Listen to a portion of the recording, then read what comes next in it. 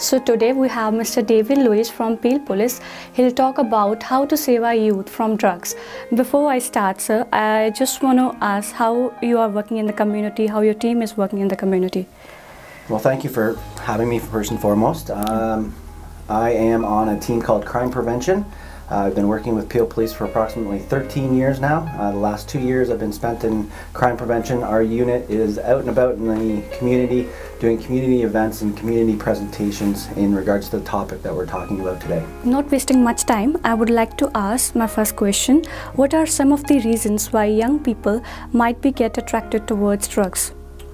Well, as I was saying, we are in the schools from grade 9s to 12 doing the drug education, and this is actually one of the questions I like to ask the youths. Most popular responses that I hear are first and foremost peer pressure or that their friends are doing it. Another common one that I will hear will be either stress from family or schoolwork. Just to be rebellious is another one.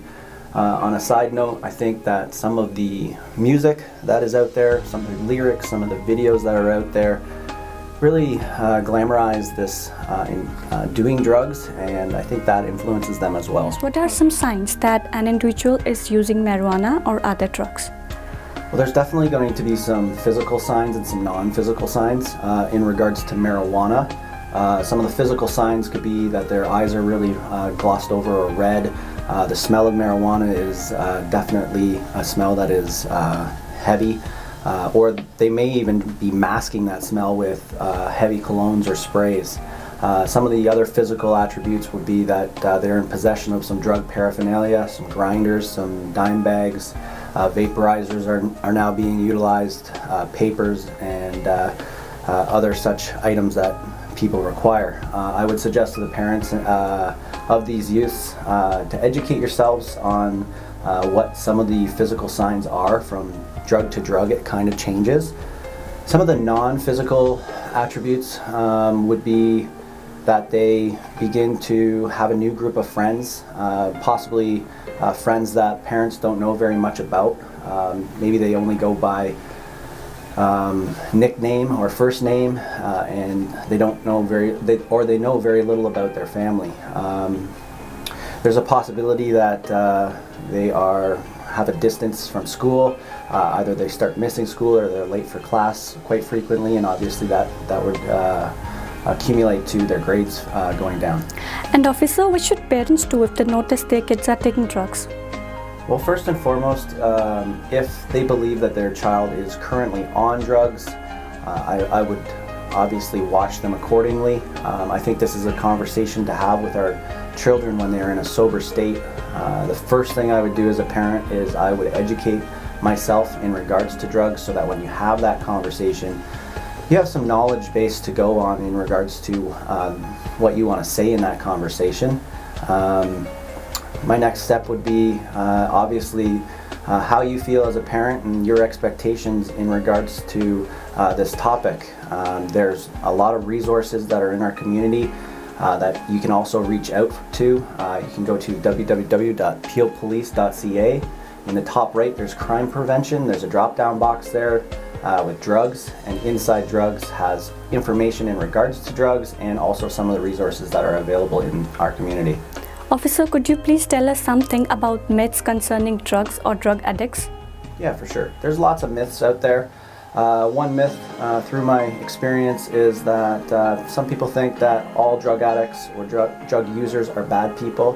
I don't think that's necessarily true.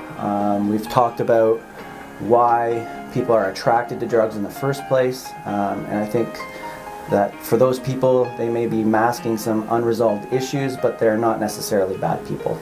What are the current programs or initiatives that are implemented by Peel Police to stop drugs or prevent drugs use? We have quite a number of programs that are currently running. Our youth education officers are in schools for grade 6, a program called RAID, which stands for Reduce Abuse in Drugs. Our crime prevention officers and drug officers are in the high schools doing the drug education aspect of those presentations. We also have what's called the Crime Prevention Academy, which is available to anybody that is 18 years of age or older. It's currently, registration is currently actually open for that. You can go to our website under crime prevention, under academies, and follow the link to register. For parents, it's a great way for them to get that educational side to drug use and actually physically see some of the drugs that are possibly out there. Some of the initiatives that are happening right now, we are working with an organization called Leaders Tomorrow, and that organization is working with us, and we go out and do presentations on the legalization of marijuana, and then students have an opportunity to write an essay after that. Does Peel Police have any upcoming events or awareness sessions to educate people on this issue? June 6th is National Prescription Drug Take-Back Day. It's also lands on Police Day at 180 Derry Road, where you can come and bring back your prescription drugs that are expired or unused. One of the top 3 drugs that youths are utilizing right now are prescription drugs, so it's really important for parents to get those out of the vicinity if they're not required. And we also have the ability for people, any groups of 20 or more that wish to have a presentation, again following that crime prevention link, we will come out and do a presentation in regards to drugs for them. Will the legalization of marijuana have any positive or negative impact, or will it increase the amount of drug-related impaired drivers? Well, that is another aspect that I bring to the presentations when I'm speaking with the youths, and I like to hear from them what they think are the positives and negative aspects of the legalization of marijuana. Not only does it get them thinking of both sides, but there's obviously learning aspects that go along with that. In regards to impaired driver, whether or not it's going to increase, we're just going to have to wait and see. We currently have drug recognition officers that are trained in regards to obviously recognizing who is under the influence of drugs while driving. We will continue to heavily enforce impaired drivers as the legalization comes to the forefront. What tips would you like to give to our viewers as what could be possible do's and don'ts to help prevent our youth from drugs? Well, that's a great question. I'll start with the do's. Yeah. I would definitely, again, I've said it before, educate yourself as a parent in regards to what the drugs look like and their physical effects. I would definitely strongly suggest getting your children involved in out-of-school activities, whether it be sports or music, whatever they like to do. Something in the community where they're going to have the opportunity to be around people that are going to be positive influences in their lives. And lastly, I would suggest to parents that they know where their youths are spending their leisure time and who they're spending their leisure time with. The don'ts, the best suggestion I could give is don't be an unapproachable parent. If your youth feels that they can't approach you about some of these difficult topics or questions that they might have because they feel they're going to be judged or in trouble, there's a good possibility that they're going to reach out to friends that might possibly be negative influences in their lives, and obviously getting those incorrect answers from them.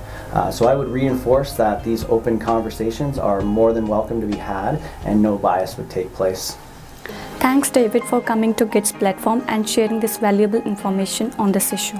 Well, you're very welcome, and thank you to GIDSS for getting this information out to parents and the community. I hope that this was valuable information, and again, I would really stress for you to reach out onto our website and learn what we have to offer in regards to drug education.